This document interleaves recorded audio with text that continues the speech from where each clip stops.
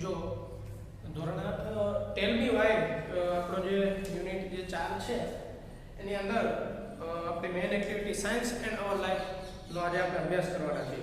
થોડુંક આટલામાંથી જેટલા આપણા યુનિટ છે ને એમાંથી આ યુનિટ થોડુંક ડિફિકલ્ટ તમને લાગશે, કારણ કે આમાં માહિતી વધારે આપેલી છે અને કોઈ 2-3 પ્રોજેક્ટ વિશે અંદર વાત કરેલી છે. તો સહેજ થોડુંક ડિફિકલ્ટ આ ટોપિક છે, થોડુંક ધ્યાન આપજો. બરાબર. Unit 4 science and our life activity આપણે અભ્યાસ કરવાનો છે. એમાં ટોટલ 5 કેરેક્ટર આ એક્ટિવિટીમાં જોવા મળે છે. સાયન્સ એન્ડ અવર લાઈફ ની વાત કરી એ પહેલા કેરેક્ટર તમને કીધું એટલે યાદ રાખો તમે. એક કાર્તિક અને એના મમ્મી, એટલે 2 કેરેક્ટર થઈ ગયા. આ 2 કેરેક્ટર આ એક્ટિવિટીમાં કમ્બાઈન જોવા મળે છે. બરાબર. પહેલું, આ બીજું થઈ ગયું. ત્રીજું જોઈએ પ્રાચી, ચોથું જોઈએ વસંત, પાંચમું અંજના. આમ તો આપણે કઈ બહુ યાદ એવું રાખવાનું નથી હોતું, કારણ કે આપણને પેરેગ્રાફ આપેલા હોય છે, પણ અંદરની જે માહિતી આપણે યાદ રાખવી પડશે. એ સમજશું તો આપણે એના જવાબ લખી શકશું. 5 કેરેક્ટરની વાત છે. કાર્તિક અને એના મમ્મી આ 2 કમ્બાઈન કેરેક્ટર છે, સાથે જોવા મળશે. પ્રાચી, વસંત અને અંજના આ 3 જુદા જોવા મળશે. વાત એમ છે કે આપણા આજે એક્ટિવિટીનું નામ છે સાયન્સ એન્ડ અવર લાઈફ, વિજ્ઞાન અને આપણું જીવન. આપણે આદિમ માનવથી યાદ કરીએ તો ચક્રની શોધ થઈ અને સારામાં સારી શોધ એને માનવામાં આવે છે, ચક્રને. તો એની શોધ થઈ ત્યારબાદ ધીમે ધીમે વિજ્ઞાનના ક્ષેત્રમાં, ટેકનોલોજીના ક્ષેત્રમાં ઘોડો વિસ્તાર પામ્યું છે વિજ્ઞાનનું ક્ષેત્ર.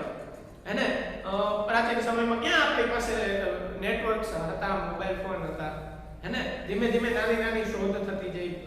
બલ્બની શોધ થઈ ને પછી ખેતીના ક્ષેત્રમાં હોય, ચાહે ખગોળના ક્ષેત્રમાં હોય, બરાબર, તકનીકી ક્ષેત્રમાં હોય, ઇલેક્ટ્રિકના ક્ષેત્રમાં હોય, ઓટોમોબાઈલના ક્ષેત્રમાં હોય, જુદા ક્ષેત્રમાં જુદી વધારે ને વધારે શોધ થતી ગઈ અને એવા યંત્રો આવતા ગયા જેનાથી મનુષ્યના જીવનમાં સરળતા રહે. દાખલા તરીકે પહેલા આપણે ગાડા દ્વારા એક ગામથી બીજા ગામ પરિવહન કરવામાં આવતું, પરંતુ મશીનરી આવતા અને એ ચક્રો સાથે એવા યંત્રો જોડી દેતા સમય ટૂંકો થઈ ગયો, ઝડપ વધી ગઈ અને પરિવર્તન આવતું ગયું. તો આ તો એક માત્ર ઉદાહરણ હતું.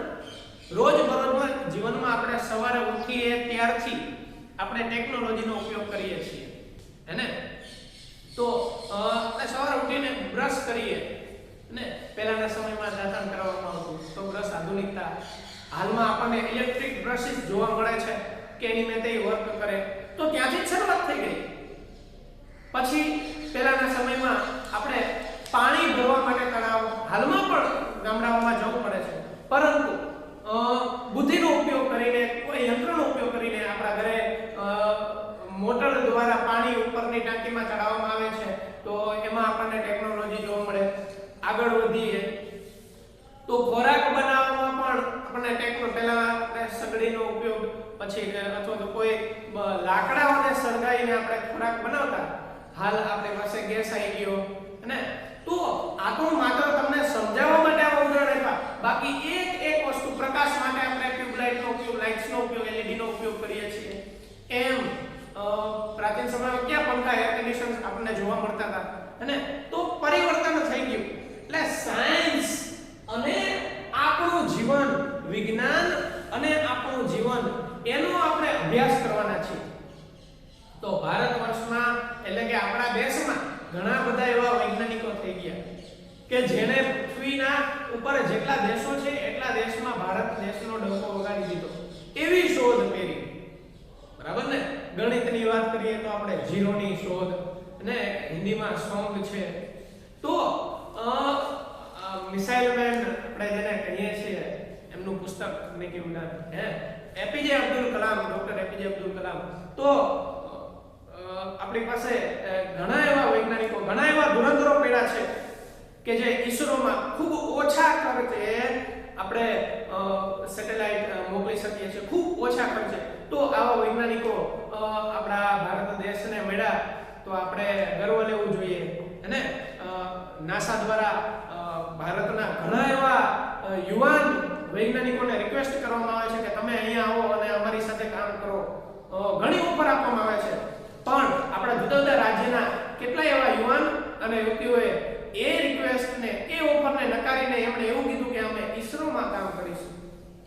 તો આવા વૈજ્ઞાનિકો આપણને મળ્યા એનો આપણને ગર્વ હોવો જોઈએ. અને આપણી લાઈફ ધીમે ધીમે સરળ થતી ગઈ. ખૂબ ઓછા સમયમાં સારા કામ થવા માંડ્યા, ઝડપી કામ થવા માંડ્યા, જાજુ કામ થવા માંડ્યું. તો ટેકનોલોજી આપણને ખૂબ મદદરૂપ થાય. પણ બીજી બાજુ એનો ડિસએડવાન્ટેજ પણ છે. ડિસએડવાન્ટેજ એ કે ધીમે ધીમે આપણે પૃથ્વીમાં રહેલા જે તત્વો છે એને લઈ લઈએ છીએ, એને શોષી રહ્યા છીએ. દાખલા તરીકે પેટ્રોલ. આપણા નિજી સ્વાર્થ માટે આપણે જમીનમાં જે તત્વો રહેલા છે એને કાઢીએ છીએ, પ્લસ પૃથ્વી ઉપર જે વાતાવરણ છે એને બગાડીએ છીએ. વાહન દ્વારા જે પ્રદૂષણ અથવા તો આપણે જીઆઈડીસી માં ઘણા બધા કારખાનાઓ હોય છે, ફેક્ટરીઓ હોય છે, એના દ્વારા પાણી પણ દૂષિત કરવામાં આવે છે અને વાયુને પણ દૂષિત કરવામાં આવે છે. તો આ બધું તો તમે ધોરણ 5 થી 4 થી ભણતા જ આવો છો કે મનુષ્ય કઈ રીતના પૃથ્વી ઉપર પક્ષીઓને હેરાન, પક્ષીઓની વાત કરી તો એને કઈ રીતના આપણે નડતર થઈ છે. માત્ર ઉત્તરાયણના દિવસે નહીં, 365 દિવસ. કારણ કે જેમ જેમ નેટવર્ક સાફ થતું જાય એમ એમ પક્ષીઓને નુકસાન થાય છે જીવવામાં, એમના શરીરમાં નુકસાન થાય છે નેટવર્કથી. તો આવી તો ઘણી બાબત છે કે જે આપણે પ્રકૃતિને દુખી કરીએ છીએ. હે ને? તો વધારે આપણે કે વાત નથી કરવી. એક બાજુ એડવાન્ટેજ પણ હોય, એક બાજુ ડિસએડવાન્ટેજ પણ હોય. 28 ફેબ્રુઆરી આપણે વર્લ્ડ સાયન્સ ડે ઉજવીએ છીએ. ચલો આ જે સાયન્સ એન્ડ લાઈફ આ એક્ટિવિટી વાત કરીએ તો પહેલા મેં તમને સાયન્સની વાત કરી દીધી, ટેકનોલોજીની વાત કરી દીધી, એના ફાયદાઓ પણ કહી દીધા, એનું નુકસાન પણ કહી દીધું. આમાંથી મોટા ભાગની વાત તમે જાણો છો, બરાબર? હવે આપણે એક્ટિવિટીના લગતી વાત કરીએ તો કાર્તિકની સ્કૂલ, એની સ્કૂલમાં સાયન્સ એક્ઝિબિશન છે.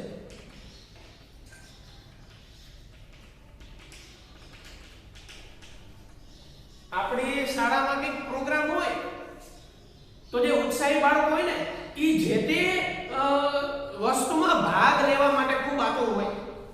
દાખલા તરીકે સ્વાગત ગીત કરવાનું હોય, કોઈ એવો પ્રોગ્રામ હોય તો ડાન્સ કરવાનો હોય, વક્તૃત્વ સ્પર્ધામાં બોલવાનું હોય, અથવા તો વિજ્ઞાન મેળો હોય, સાયન્સ ફેર પણ કહી શકો, એક્ઝિબિશનનો અર્થ આપણે સમજો. તો બાળકો ખૂબ ઉત્સાહી હોય ને એમાં ભાગ લે. સર મારું નામ લખી દો, ટીચર મારું નામ લખી દો, અને કઈ રીતના એ રજૂ કરવું એની માટે માર્ગદર્શન મેળવતા હોય કે આમાં આ રીતના કરવું તો કઈ રીતના રહે, આનું મને તમે સમજાવો ને આને કઈ રીતના બોલી શકાય, એવી તૈયારી કરતા ઘણા એવા ઉત્સાહી મિત્રો હોય. તો એક્ઝિબિશનનો અર્થ થાય હરોળમાં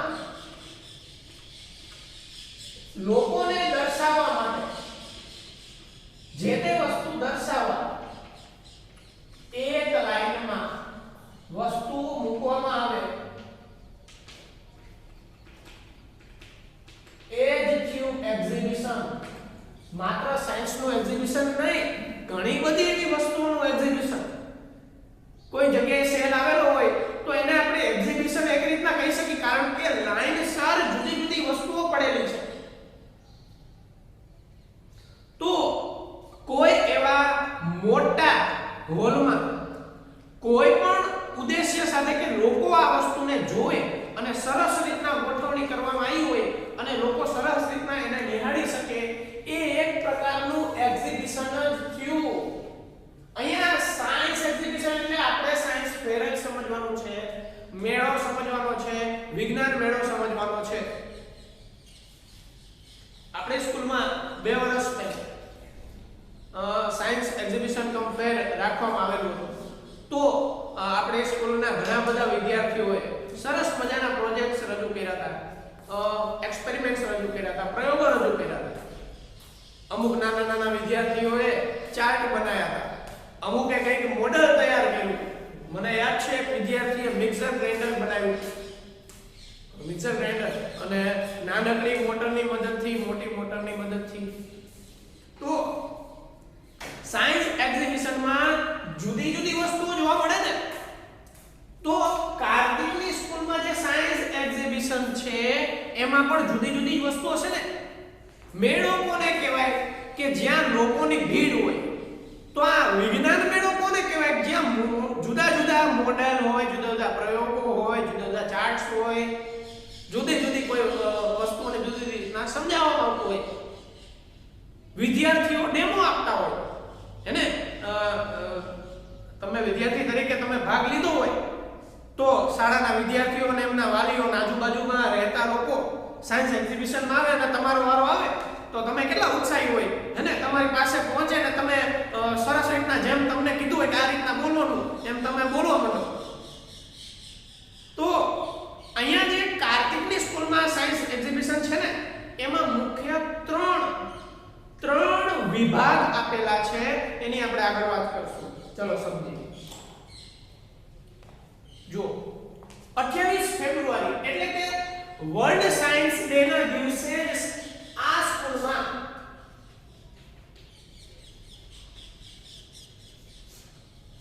વર્લ્ડ સાયન્સ ડે ના દિવસે કાર્તિકની સ્કૂલમાં સાયન્સ એક્ઝિબિશન હતું.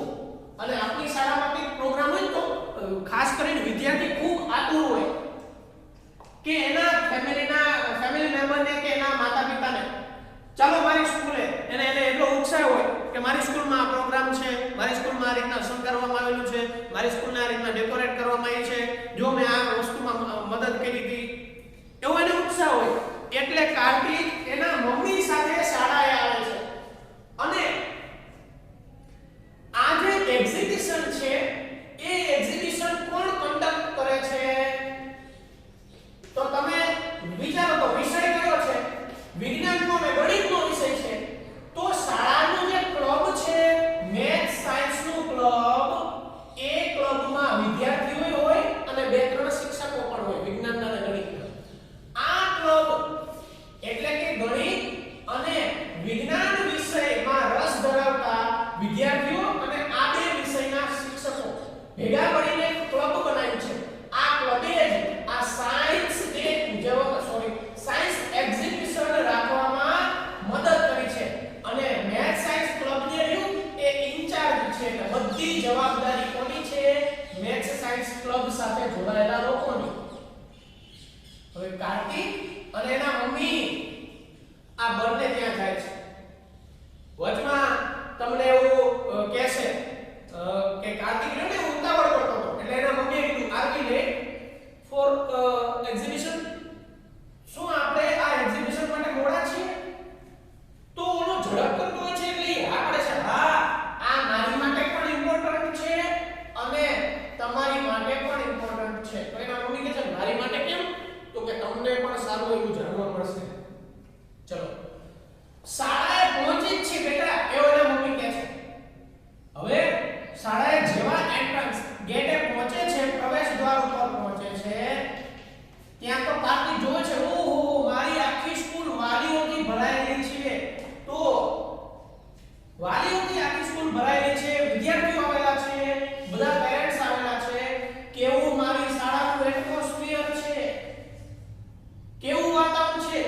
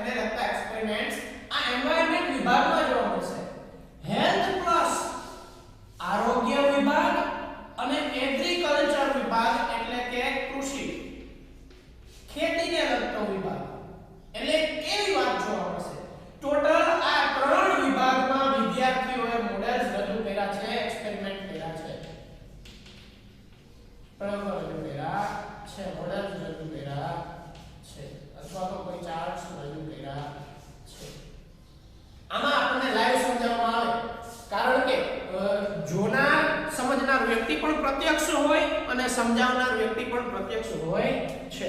ચલો આ બાજુ સૌથી પહેલું જે આપણું પ્રાચીન નામનું, તો સૌથી પહેલા એગ્રીકલ્ચર સેક્શનમાં જાય છે, પછી એન્વાયરમેન્ટ સેક્શનમાં અને હેલ્થ પ્લસ. તો એની એવી ઈચ્છા હતી કે એગ્રીકલ્ચર સેક્શનમાં જાય એટલે કૃષિ વિભાગમાં જાય. હવે કૃષિ વિભાગમાં જાય છે ત્યારે પહેલું કેરેક્ટર પ્રાચી આવે છે.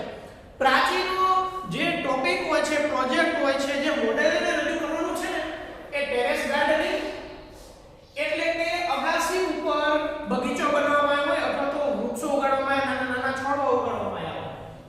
શું કામ? અગાસી ઉપર. અને અગાસી ઉપર ઉગાડવા માટે હાઇડ્રોપોનિક્સ મેથડનો ઉપયોગ કરવાનો હોય છે. આવો એનો ટોપિક. શું? અગાસી ઉપર છોડવા ઉગાડવા, શાકભાજી ઉગાડવા, આવો ટોપિક. તમે YouTube માં સર્ચ કરજો hydroponics method by hydroponics method terrace gardening એવું સર્ચ કરજો. ઘણા બધા વિડિયો તમને જોવા મળશે. ખાસ વિશેષતા એ કે એમાં ઓછી માટીની જરૂર પડે અને અમુક મિનરલ્સની જરૂર પડે છે. બરાબર? જોઈએ આપણે શું કહે છે. જ્યારે આ બે કાર્તિક અને એના મમ્મી આ પહોંચે છે ને એટલે પ્રાચી બેનનો અભિવાદન કરે છે. હેલો, કેમ છો? મજામાં? એવી વાત કરે છે. બરાબર ને? હવે કે છે મારો ટોપિક ટેરેસ ગાર્ડનિંગનો છે હાઇડ્રોપોનિક્સ મેથડ દ્વારા. એગ્રીકલ્ચર એટલે કૃષિને લગતું ખેતી. નોડેઝ એટલે આ સમયમાં બીકોઝ ઓફ અર્બનાઇઝેશન એટલે અર્બનાઇઝેશન એટલે શહેરીકરણ. મેગા સિટીમાં આપણે જોવા મળે કે શહેરી હોય ને તો મોટા ભાગે આરસીસીના રોડ થઈ ગયા હોય, વૃક્ષો ઉગાડવા માટે જમીન બચેલી હોય નહીં. તો એ કે છે કે મોટા મોટા શહેરોમાં મેગા સિટીમાં અર્બનાઇઝેશનને કારણે એટલે કે શહેરીકરણને કારણે we have no enough space. Enough space એટલે વધારે જગ્યા અહીંયા નો, આપણી પાસે વધારે જગ્યા નથી ટુ ગ્રો ટ્રીઝ ઓર પ્લાન્ટ્સ. છોડવા ઉગાડવા માટે, વૃક્ષો ઉગાડવા માટે જગ્યા નથી રહી. કોને કારણે? શહેરીકરણના કારણે. આપણે ઘણીવાર જોયું હે ને બોર્ડ મારેલા હોય સેવ ટ્રીઝ, હે ને, વૃક્ષ વાવો, વરસાદ લાવો. તો વૃક્ષો ખૂબ મહત્વના છે. તો શહેરોમાં શું થતું હશે? શહેરોમાં વધારે વૃક્ષો ક્યાં જોવા મળે? મોટા ભાગે ગાર્ડન હોય ત્યાં જોવા મળે, અથવા તો કોઈ શહેર એવા જંગલ વિસ્તારની આજુબાજુમાં આવેલું હોય તો વધારે વૃક્ષો જોવા મળે. નહીંતર મેગા સિટી મોટા ભાગે નકરી ઇમારતો, રોડ હોય એટલે વૃક્ષો ઉગાડવા માટેની જગ્યા હોય નહીં. ભાગ્યે જ કંઈક એવી ઇમારત હોય તો એની આજુબાજુમાં મોટું વૃક્ષ તમને જોવા મળતું હોય, અથવા તો બહુ ઓછા વૃક્ષો તમને જોવા મળતા હોય. તો શહેરીકરણને કારણે છે ને વૃક્ષ ઉગાડવા માટે જગ્યા નથી રહી. આવું પ્રાચી કહે છે. ધેરફોર, આ ધેરફોર શબ્દનો ઉપયોગ આપણે શીખવાનો છે. ગ્રામરના ટોપિકમાં ધેરફોરનો આખો ટોપિક મૂકેલો છે. તો ગ્રામરના ટોપિકમાં આપણે આની વાત કરશું. ધેરફોરનો અર્થ થાય તેથી. હવે શહેરીકરણને કારણે જગ્યા ન હોવાના કારણે વી શુડ યુઝ, શુડ તો તમને ખબર જ છે આપણે ઉપયોગ કરવો જોઈએ. કોનો? ટેરેસ ગાર્ડનિંગનો. અગાસી ઉપર છોડવા ઉગાડવા, શાકભાજી ઉગાડવા, વૃક્ષો ઉગાડવા. અને અગાસી ઉપર ઉગાડવા માટે હાઇડ્રોપોનિક્સ મેથડનો ઉપયોગ કરવામાં આવે છે. આ મેથડમાં હવે એ મેથડ સમજાવે છે. First of all we have to make layers. Layer એટલે થર થાય. આપણે એક થર બનાવવાનું. શેનું? પથ્થરોનું. હવે તમને એમ થશે કે માટીની જરૂર પડે, પથરા કેમ કીધા? હા, શક્ય છે. પથરાઓ અથવા તો થોડીક માટી અને એમાં મિનરલ્સ આવે એટલે ઓછી માટી હોય ને તો પણ ઉગે છે. આ ઈ મેથડ છે હાઇડ્રોપોનિક્સની. તો જુઓ, પથરાઓનું થર બનાવવું પડે પ્લાસ્ટિક. અગાસી ઉપર નીચે આખું સરસ મજાનું પ્લાસ્ટિકનું જે આવરણ બનાવી દેવાનું, એની ઉપર પથરાઓ. આમાં પથરાઓની વાત કરી છે, સ્ટોન્સની. પણ મોટા ભાગે હાઇડ્રોપોનિક્સ મેથડમાં થોડીક માટીની પણ જરૂર પડે છે. માત્ર પથરાઓથી ઉગતું નથી. અહીંયા જે તમને સમજાવાયું છે એમાં માત્ર પથ્થરો, માટીની કોઈ વાત નથી કરી. માત્ર પથ્થરથી કાંઈ ઉગે નહીં. એમાં મિનરલ્સ ઉમેરવામાં આવે છે હાઇડ્રોપોનિક્સ મેથડમાં. એટલે આ મેથડ કઈ નહીં, થોડી કોસ્ટલી છે, મોંઘી છે. પ્લાસ્ટિક ઓન ટેરેસ એટલે પેલા પ્લાસ્ટિક, એની ઉપર પથરાઓ. પથરાઓ શું કામ? વિથ ધેર હેલ્પ, પથરાઓની મદદથી પ્લાન્ટ્સ કેન સ્ટેન્ડ. જે છોડવાઓ આપણે સીધા મૂકવાના છે ને એ ઊભા રહી શકે. નાના નાના છોડો. આફ્ટર ધેટ, અને એમને મૂક્યા પછી પ્લાન્ટ્સ વિલ બી પ્લાન્ટેડ.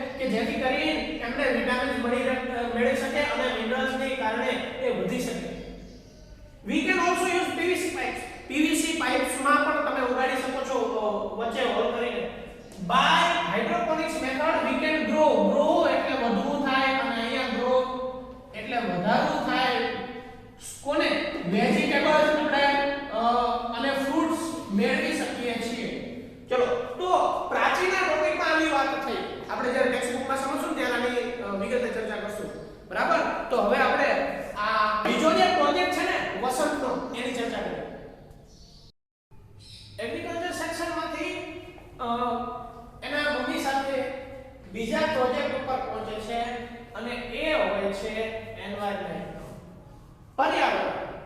જો વસંત પાસે આવે છે, વસંત એના મમ્મીનું અને કાર્તિકનું અભિવાદન કરે છે અને પૂછે છે કે તારો ટોપિક શું છે, તારો પ્રોજેક્ટ શેના વિશે છે?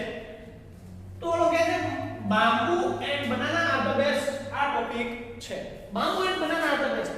બામ્બુ એટલે આપણે સમજી છીએ વાંસ થાય. શું થાય? વાંસ. બનાના એટલે કેળ થાય, અથવા તો કેળ. પણ અહીંયા એના ટ્રીની વાત છે, એના પ્લાન્ટની વાત છે. તો બીજા પ્રોજેક્ટ ઉપર જાય છે અને ઓલા વસંતને પૂછે છે. પહેલા પ્રાચી હતું, બરાબર, એ એગ્રીકલ્ચર સેક્શન હતું. આ સેક્શન છે એન્વાયરમેન્ટ. પહેલા બામ્બુની વાત કરી તો વસંત સમજાવે છે bamboo is a wonderful plant. Wonderful એટલે અદ્ભુત. એ તો તમે જાણો છો કે આ અદ્ભુત પ્લાન્ટ છે. શું કામ એ અદ્ભુત છે? કારણ કે એને સૌથી મજબૂત માનવામાં આવે છે. વાંસ એ સૌથી મજબૂત હોય. there are many uses of it. uses એટલે ઉપયોગો અને there are many એટલે એના ઘણા ઉપયોગ છે. પણ આ વાંસના ઘણા ઉપયોગ છે. it is a strong, આ મજબૂતાઈ છે. therefore શબ્દ બીજી વાર આવ્યો. તેથી આ મજબૂત છે ને, તેથી it is used to build. build એટલે બનાવવું, construct કરવું. bridges એટલે પુલ. બ્રિજ એટલે પુલ થાય. પુલ બનાવવા માટે આ મદદરૂપ થાય. પરંતુ એની ઉપરથી ટ્રક પસાર થાય એવો પુલ નહીં. કોઈ નાનકડું ઝરણું પસાર થતું હોય તો એક સ્થળેથી બીજા સ્થળે જવું હોય તો વાંસનો પુલ બનાવીને જઈ શકાય છે અને આ પુલ વધારે ટકે છે. માત્ર માણસને ચાલવા માટેનો પુલ, એવો બ્રિજ. પછી ઉપરથી તમે બાઇક લઈ જાઓ, કાર લઈ જાય એવો બ્રિજ, તો એનો વજન આ વાંસ સહન કરી શકતા નથી. પરંતુ મજબૂત હોવાથી મનુષ્યના ઉપયોગમાં ચાલીને પસાર કરવા માટે આ આમની મદદથી બ્રિજ બનાવવામાં આવે છે. વાંસની મદદથી શું બનાવવામાં આવે? તો ફેન્સીસ, વાડ કહીએ આપણે. કોઈ ખુલ્લી જગ્યા હોય તો બાંબુની વાડ તમને જોવા મળે. ઘણી એવી હોટલમાં, ઘણી એવી દેશી હોટલ હોય ને, એવી હોટલમાં તમને વાંસની ઝૂંપડી બનાવી હોય એવું તમને જોવા મળે. ચલો, ફિશિંગ રોડ્સ, માછલીઓને પકડવા માટેના ઇક્વિપમેન્ટ છે, એ ફિશિંગ રોડ્સ પણ બને છે. ચલો, રાફ્ટ તરાપો. ઘણા ફિલ્મમાં તમે જોયું હોય કે વાંસ જે લાંબા હોય ને એને દોરીઓથી બાંધી આમ લાંબુ એક સમતલ ચોરસ જેવું કે લંબચોરસ જેવું બનાવ્યું હોય અને નદીમાં તરતું મૂક્યું હોય. એ ક્યારેય ડૂબતું નથી. તો એની માટે પણ એનો ઉપયોગ કરવામાં આવે છે. તો તરાપાઓ બનાવવા માટે બાસ્કેટ, આની ટોપલીઓ પણ બને વાંસની. એવી રીતના ગૂંથી અથવા તો વચ્ચેથી દોરાઓ કાઢીને બાસ્કેટ પણ બનાવી શકાય છે. મોટા ભાગે જે કોસ્ટલી ખૂબ એવું છે એક પ્રકારનો રૂમ બનાવવામાં આવ્યો હોય તો આનાથી ફર્નિચર પણ બનાવી શકાય છે. તો આના ઉપયોગો થયા. હવે એના વિશે જાણીએ. આ પ્લાન્ટ ને મે ગ્રો વધે છે. કેટલો? 80 ફૂટ સુધી વધે છે. આ પ્લુરલ છે એટલે પોતાના જીવનકાળ દરમિયાન 80 ફૂટ સુધી વધી શકે છે. આપણે કેમ 20 વર્ષના થઈ, 18 વર્ષના થઈ એટલે જેટલી હાઈટ વધી હોય એટલી જ રહે, એમ એના જીવનમાં એ 80 ફૂટ સુધી વધે. અને જે આપણે આમ 80 ફૂટ ન વધી દેવાનું. ચલો, શૂટ્સ અપ એટલે ઉપરની તરફ વધવું. એક દિવસમાં એ 3 ફૂટ સુધી વધી શકે છે. એક દિવસમાં 3 ફૂટ એટલે બહુ થયું. એના સિંગલ ડે, એક દિવસમાં. ચલો, આ એના ઉપયોગ છે. બીજું જોયું બાંબુ, વાંસળી. એના નામમાં જ વાંસ રહેલું છે ને. જો તો બાંબુ. હવે એના મમ્મીએ આ પ્રશ્ન કર્યો હતો કે બેટા વાંસથી આ જે વાંસળી બનાવવામાં આવી હોય એમાં અવાજ કઈ રીતના આવે? તો વસંતે કીધું એ તો એક જાદુ છે. જાદુ? ઓલા ઋતિક રોશનના ફિલ્મમાં આવે એ જાદુ નહીં. અહીંયા જાદુ, મેજિક. શું મેજિક છે એ સમજાવે છે. The bamboo has joints all the way up. Stem left from the Dandi. Way up એટલે ઉપરની બાજુ. Joints એટલે સાંધાઓ. આપણે શેરડી ખાઈ તો વચ્ચે સાંધો માન ખાવાની મજા આવી તો સાંધો આવી જાય. હેને? ગાય ખાઈ જાય. ચલો. તો એ રીતના બાંબુ મજબૂત બનેલું હોય છે. બરાબર? હવે શું થાય છે? Bamboo has joined all the way up the stem. છોડની દાંડી ઘણા બધા સાંધા જોવા મળે છે. અને આ જે છોડની દાંડી હોય છે એટલે કે જે વાંસ હોય છે એ વચમાંથી પોલું હોય. હોલો એટલે પોલું હોય.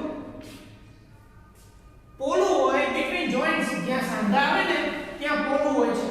અને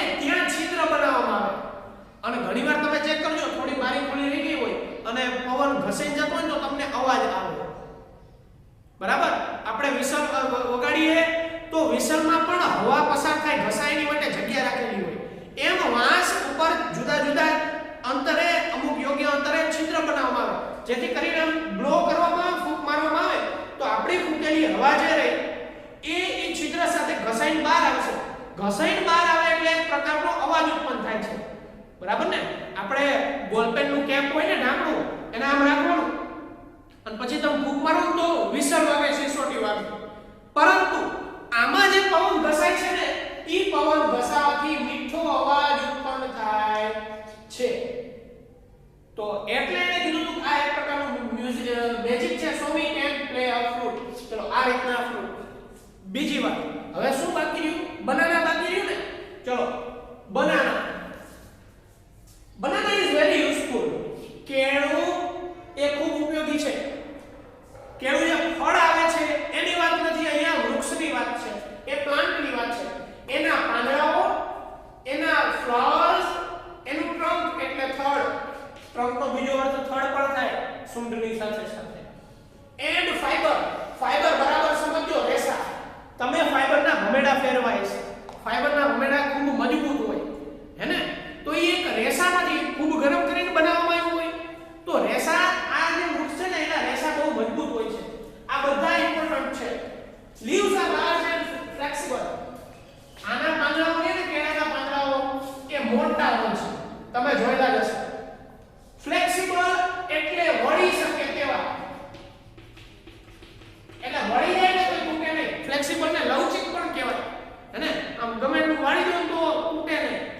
એના પાંદડા મોટા હોય છે, ફ્લેક્સિબલ હોય છે એન્ડ વોટરપ્રૂફ. આપણે વોટરપ્રૂફ મોબાઈલ આવે, એને વોટરપ્રૂફ કવર આવે. આ પાંદડા વોટરપ્રૂફ છે, એની ઉપર પાણી રેડો નથી થાય નહીં. જ્યાં ગુજરાતીમાં જલાભેદ્ય કહેવાય, જલાભેદ્ય. યુઝડ ફોર પ્લેટ એટલે ખોરાક ના કન્ટેનર તરીકે આ પાંદડાનો ઉપયોગ થાય છે. કોના પાંદડા? કેળાના પાંદડાઓ. ચલો બીજી વાત ઈ કે તમને જાણી નવાઈ લાગશે કે કેળાનું જે વૃક્ષ હોય એમાંથી જે ફાઈબર મળે છે, રેસા મળે છે, એ રેસાને વણીને સાડીઓ બનાવવામાં આવે છે. તમે સર્ચ કરજો, વ્હાઈટ કલરના રેસા હોય એના, YouTube માં જોજો. તમિલનાડુના વીવર્સ એટલે વણકર લોકો, જે વણાટ કામ કરે છે, વણવાનું કામ કરે છે, વણકર લોકો. ક્યાંના? તમિલનાડુના વણકર લોકો જે છે ને એ વીવ એટલે વણવું. ઈ આ બનાનાના ફાઈબરને વણે છે અને સાડીઓ બનાવે છે. હા, સાડીઓ બને છે બનાનાના રેસાઓમાંથી. તો એને વણી સાડીઓ બનાવવામાં આવે છે. તો ચલો, bamboo and banana are the best. વસંતનો પ્રોજેક્ટ પૂરો થાય, હવે બીજા પ્રોજેક્ટ પર જઈએ. હવે કાર્તિક અને એના મમ્મી ત્રીજા સેક્શનમાં જાય છે, જે સેક્શન હોય છે હેલ્થ પ્લસ. આપણે જ્યારે ખૂબ નાના ધોરણમાં હતા ને ત્યારે આપણને સમજાવવામાં આવતું હતું કે પહેલું સુખ તે જાતે લડ્યા, અને એવું સમજાવવામાં આવતું હતું કે સ્વાસ્થ્ય સારું હોવું એ સૌથી મોટો ખજાનો છે. ઇંગ્લિશમાં કહેવત છે, પ્રોગ છે, હેલ્થ ઇઝ વેલ્થ. સ્વાસ્થ્ય એ ખજાનો છે અને સાચી વાત છે. આપણે જેવું શરીર લોહી કરોડો રૂપિયા ખર્ચતા બનાવી શકતા નથી, કુદરતી રીતના બને છે. દાખલા તરીકે લોહી બને છે, વિજ્ઞાન એમાં ટૂંકું પડે, હે ને? લોહી કોઈ વૈજ્ઞાનિક એમ કહે કે ચાલો હું લોહી બનાવી દઉં, તો નહીં, મનુષ્ય જ બનાવી શકે છે, હે ને? તો બ્લડ અને શરીરના અંગો ખૂબ જ મહત્વના છે.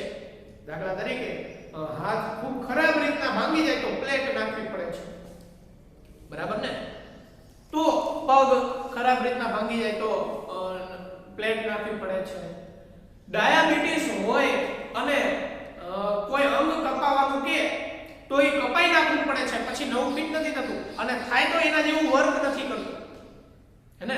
અમુક ઇક્વિપમેન્ટ આવે છે જે સ્ટીલ ના હોય કે આંગળીઓ એ રીતના કામ કરતી હોય, હા બની શકે, પરંતુ કૃત્રિમ હોય, કુદરતી હોય. એને કુદરતી વસ્તુને રિપ્લેસ કરી શકાતી નથી. કુદરતી અંગોને રિપ્લેસ કરી શકાતા નથી. તો આપણું શરીર એ ખૂબ જ મહત્વનું છે ને આપણી માટે તો એક ખજાનો છે. જીવનનો સૌથી મોટો ખજાનો આપણું શરીર છે, આપણા અંગો છે. તો હેલ્થ ઇઝ વેલ્થ એ કહેવત મુજબ હેલ્થ પ્લસ આરોગ્યને લગતો ટોપિક એમાં અંજના આ ટોપિકને આ પ્રોજેક્ટને કંડક્ટ કરતી હોય છે. Health is wealth. Herbs and spice, મસાલાઓ.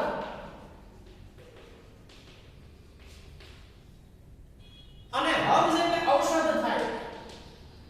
મસાલાઓ અને ઔષધો, પાંદડાઓ ગણીએ, વૃક્ષો, દાખલા તરીકે આયુર્વેદિક દવાઓમાં આવી જુદી જુદી ઔષધિઓ ઉમેરવામાં આવે છે. અને કોઈ રોગનું કે કોઈ એવી ડિઝીઝ હોય એનું નિવારણ કરવામાં આવે છે. તો ઔષધ અને તેજાઓ, મસાલાઓ do more than add flavour to dish. ડીશમાં સ્વાદ ઉમેરે છે, ફ્લેવર ઉમેરે છે. દાખલા તરીકે ટેસ્ટ વધારવા માટે અમુક એવું લિક્વિડ ઉમેરવામાં આવે. દાખલા તરીકે ખૂબ ગળ્યું કરવા માટે ઉમેરવામાં આવે. વાનગી માં કલર ઉમેરવામાં આવે. એની કરતા ઉમેરવામાં આવે વધારે અસરકારક હોય છે. દાખલા તરીકે દાળ હોય, ગરમ કરી નાખી, પછી મમ્મી ઉપર અને કોથમીર મૂકે. કોઈ એવી ડીશ શણગારવા માટે પાંદડાઓ મૂકવામાં આવે. દાખલા તરીકે ચવાણું કે ચેવડો બનાવ્યો તો એમાં લીમડાના પાન મૂકવામાં આવે છે. અને તો કોઈ ખોરાક ઉપર કોઈ પાંદડાઓ મૂકવામાં આવે છે, હર્બ્સ મૂકવામાં આવે છે, તો એ ડીશમાં ફ્લેવર એક ઉમેરી દે છે. બીજું સ્પાઇસ એન્ડ હર્બ્સ, આ બંને છે ને very useful for hour body. આપણા બોડી માટે ખૂબ ઉપયોગી છે. ટેસ્ટની વાત તો અલગ કે ચલો ટેસ્ટમાં કામ લાગે છે, મસાલાઓ કામ લાગે ને, હે ને. ખોરાક મીઠે મોળો હોય તો આપણને ખાવું નથી ભાવતું. ઓછું તીખું હોય, બરાબર ને, તો અમુક લોકો ખૂબ તીખું ખાતા હોય તો એને ન ભાવે. હર્બ્સ ઉમેરેલા ન હોય તો એટલો ટેસ્ટ આવતો નથી. બીજી વાત, ટેસ્ટની વાત જુદી, પરંતુ આપણા બોડી માટે પણ આ ખૂબ મહત્વનું છે. પ્રાચીન સમયમાં કેરળ રાજ્ય છે, ખૂબ ત્યાં બુદ્ધિઆંક ખૂબ ઊંચો જોવા મળે છે. શિક્ષિત લોકો ત્યાં જોવા મળે છે. તો ત્યાંના બંદરો ખૂબ પ્રાચીન સમયમાં ધમધમતા હતા. અને એક રાષ્ટ્રમાંથી બીજા રાષ્ટ્રમાં અને દેશોમાં આપણા જે મરી મસાલાઓ છે એ મોકલવામાં આવતા. તો ત્યાં બંદરો હતા કેરળમાં, ખૂબ પ્રસિદ્ધ બંદરો હતા. ત્યાંથી જુદા જુદા દેશોમાં મરી મસાલા મોકલવામાં આવતા હતા. તો મસાલાઓ અને હર્બ્સ, ઔષધો ખૂબ મહત્વના છે આપણી બોડી માટે. તો એ સમજાવે છે. અહીંયા જો, અહીંયા સ્પાઇસી લેગ પણ સતાવડી જે છે ને એ કોઈ મસાલો નથી, એ તો એક ઔષધ છે. તો એ સમજી લે. ચલો, એને એક ચાર્ટ તૈયાર કર્યો તો કોણે? અંજનાએ. આ ટોપિક પર જિંજર એટલે આદુ. આદુ ખૂબ ઉપયોગી છે. ડિક્રીઝ એટલે ઓછું કરવું, નાશ કરવો, ઓછું કરે છે. મોશન નો અર્થ થાય ગતિ. એન્ડ સિકનેસ, બીમારી. આદુ રહ્યું ને એ મોશન સિકનેસ ની જે બીમારી છે ને એને દૂર કરે. મોશન એટલે ગતિ. સમજાવું, ઘણા લોકો એવા હોય છે કે જે ટ્રેનમાં જાય ને તો ટ્રેન જે કોચ હોય એ આમાં હલતો હોય તો બસ હલતી હોય ને એટલે ઘણાને વોમિટ થાય, ઘણાને માથું દુખવા માંડે. આ જે બીમારી જે છે એ મોશન સિકનેસ કહેવાય છે. કે મોશન એટલે ગતિ. આવી રીતના એમને માથું ચડી જતું હોય અથવા તો વોમિટ થઈ જતી હોય એટલે એ લોકો સાથે પીપર રાખે. તો એમાં આદુ ખૂબ ઉપયોગી છે એવું અંજનાનું કહેવું છે. બીજું ઇલાયચી, જેને આપણે કાર્ડેમમ કહીએ. ઇલાયચી કઈ રીતના ઉપયોગી? આમ તો ઘણા એના ઉપયોગો છે, પણ કાર્ડેમમ સીડ્સ એટલે બી થાય, બીજ. ચલો, આના ઇલાયચીના બીજનું ઓઇલ રહ્યું ને તેલ, ઈ યુઝફુલ છે શેમાં? ટ્રીટમેન્ટ એટલે સારવાર, નિદાન. કોના ટ્રીટમેન્ટમાં ઉપયોગી છે? ટૂથ એક એટલે દુખાવો. દાંતના દુખાવામાં આના જે બી હોય ઇલાયચીના એને ક્રશ કરી એક પેસ્ટ બનાવવામાં આવે. એ પેસ્ટ દાંત ઉપર, પેઢાઓ ઉપર લગાડવામાં આવે તો એમાં ખૂબ મદદરૂપ થાય છે. ચલો ઇલાયચીની વાત કરીએ. શતાવરી એક ઔષધ છે, બરાબર છે, સ્પાઇસમાં ન ગણી શકાય. ચલો શતાવરીનો ઉપયોગ શું?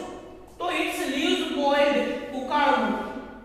એના પાંદડાઓને કેમ આપણે અરડુસીનો ઉપયોગ કરીએ શરદીની બાબતમાં? શતાવરીના પાંદડાઓ જે છે ને એને ઉકાળવામાં આવે છે અને એક ઓઇલ બનાવવામાં આવે. આ ઓઇલ માથામાં મસાજ કરવાનું, જેને બ્રેઇન ડિઝીઝ હોય ને, મગજની બીમારી, એ મગજની બીમારી વાળા લોકોને આનું ઓઇલ બનાવીને માથામાં મસાજ કરવામાં આવે તો મદદરૂપ થાય છે. કારણ કે આ એક ઔષધ છે. ગાર્લિક, લસણના ઘણા ઉપયોગો છે અને એક ખૂબ જ જરૂરી છે. લસણ કઈ રીતના ઉપયોગી છે? આમ તો એવું કહેવાય કે કેન્સરના સેલ્સ જે ને ક્યારેય મરતા નથી. અમુક પ્રકારના કેન્સરની દવા પણ નથી. પણ લસણ નો ઉપયોગ કરવાથી ડિસ્ટ્રોય થાય છે, નાશ પામે છે. શું? કેન્સરના સેલ્સ. કેન્સરના સેલ્સ નાશ પામે છે. લસણ ખૂબ જ મદદરૂપ થાય છે. અત્યારે આપણે એગ્રીકલ્ચર સેક્શન, હેલ્થ પ્લસ આની વાત કરી, બીજું એન્વાયરમેન્ટ સેક્શનની વાત કરી. આપણે માત્ર મૌખિક સમજ્યા છીએ. હવે આગળ આપણે લાઈન ટુ લાઈન આપણી જે મેઈન એક્ટિવિટી છે એને સમજવાની છે. હોમવર્ક હતું ટેક્સ્ટબુકમાંથી unit 4 activity 5A science and our life. આ એક્ટિવિટી લખવાની છે. ચલો હવે આપણે ટેક્સ્ટબુકમાં આગળના